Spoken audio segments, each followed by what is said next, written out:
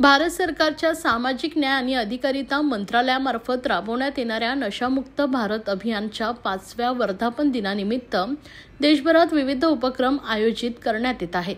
त्यानुसार जिल्हा परिषद ठाणे मुख्यालयात आज दिनांक 18 नोव्हेंबर 2025 रोजी अधिकारी कर्मचाऱ्यांकडून नशामुक्ती शपथ घेतली गेली आहे।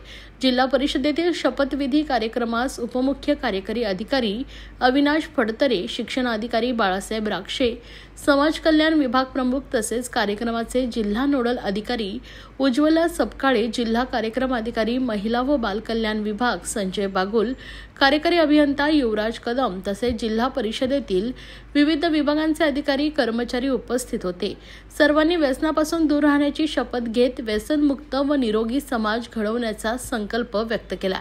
मी शपथ घेते की मी कोणत्याही प्रकारचं व्यसन किंवा नशा करणारे पदार्थ सेवन करणार नाही, मादक पदार्थांच्या दुष्परिणामांबद्दल जनजागृती करीन आणि इतरांना नशेपासून दूर राहण्यासाठी प्रेरित करीन।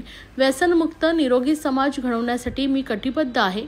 एकत्र येऊन आपण नशामुक्त भारत घडवू, ही सामूहिक शपथ घेण्यात आली आहे। जिल्हा प्रशासनाने अधिकाधिक नागरिकांनी या अभियानात सहभागी होऊन व्यसनमुक्त जिल्हा घडवण्यासाठी योगदान द्यावे, असं आवाहन करण्यात आलं आहे।